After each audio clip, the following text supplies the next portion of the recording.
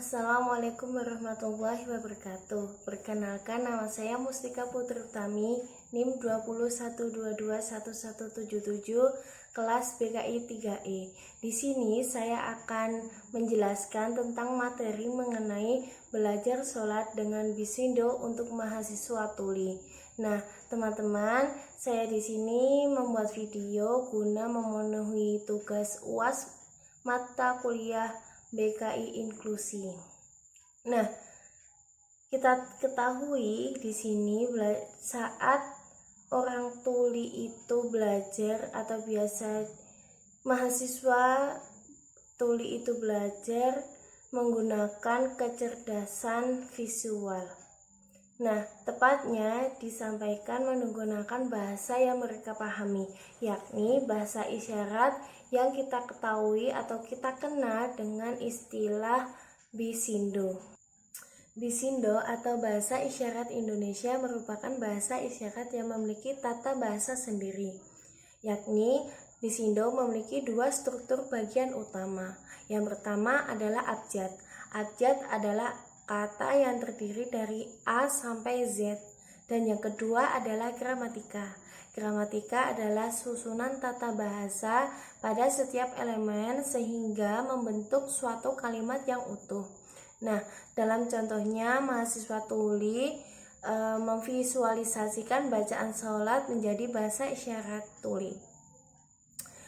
Kita ketahui ataupun yang belum tahu bahwasanya mahasiswa tuli atau orang tuli itu memiliki kecerdasan yang lebih unggul dibandingkan kecerdasan berbasis audio ataupun linguistik. Nah, contohnya saja saat sholat, seorang mahasiswa tuli melakukannya dengan memikirkan arti dalam bahasa isyarat tanpa mengucapkan dan memikirkan bacaan sholat, yaitu dengan bahasa Arab. Saat mahasiswa tuli di PLD UIN Sunan Kalijaga dalam program khusus keagamaan untuk mahasiswa tuli terdapat 4 siklus yang telah dilakukan. Nah, siklus yang pertama adalah mengenalkan dan memahami istilah-istilah dalam rakaat, seperti istilah rukun, istilah syarat menjadi makmum, istilah syarat menjadi imam, terus istilah dalam sholat, dan lain sebagainya. Siklus yang kedua adalah tentang visualisasi bacaan sholat dalam bahasa Bisindo sebagai basis komunikasi sehari-hari mahasiswa tuli.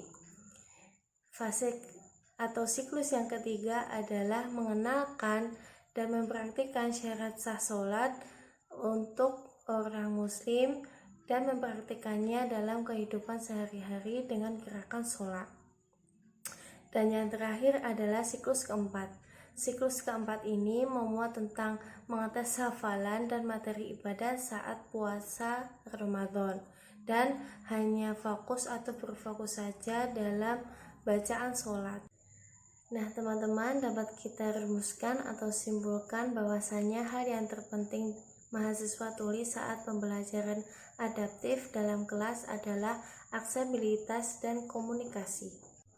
Nah, komunikasi mahasiswa tuli yang menggunakan bahasa isyarat Indonesia atau biasa dikenal dengan istilah Bisindo merupakan bahasa utama dalam pembelajaran dan konversi bacaan sholat berbahasa Arab menjadi Bisindo. Dengan demikian akan berpengaruh terhadap hasil pembelajaran mahasiswa tuli. Kita ketahui bahwasanya mahasiswa tuli itu unggul dalam hal visual dan lemah dalam hal linguistik. Nah, jadi Bisindo itu akan mempermudah mahasiswa tuli dalam hal pembelajaran serta mengenal bacaan sholat dan memahami bacaan sholat. Seperti dalam pelaksanaan program khusus keagamaan untuk mahasiswa tuli. Di situ sangat minim dan belum tahu mahasiswa tuli itu mengenai hal ibadah, terlebih tentang ibadah sholat.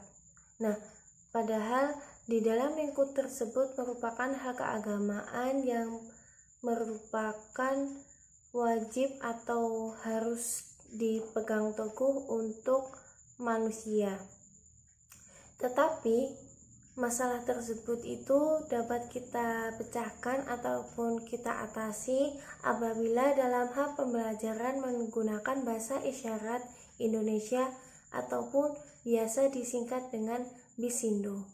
Nah, di dalam pembelajaran mahasiswa tuli itu diatur dengan adaptif dalam hal materi, media, strategi sesuai kebutuhan mahasiswa tuli, serta terjalinnya komunikasi yang positif dan baik antara peserta didik dan pendidik akan meningkatkan atau mempercepat proses pembelajaran mahasiswa tuli. Nah, di situ kita saling membantu dan saling berkomunikasi, tidak ada yang satu lebih ataupun yang satu kurang, maka satu harus cukup, satunya harus cukup, maka akan terjalin dengan baik sehingga mahasiswa tuli itu bisa belajar dengan baik. Nah, demikian yang dapat saya sampaikan. Apabila ada salah kata ataupun perbuatan, saya mohon maaf yang sebesar-besarnya. Semoga dengan materi yang saya sampaikan hari ini dapat menjadi ilmu yang bermanfaat dan menambah ilmu kita saat mengenai mahasiswa tuli untuk belajar sholat. Demikian yang dapat saya sampaikan. Terima kasih atas perhatiannya. Wassalamualaikum warahmatullahi wabarakatuh.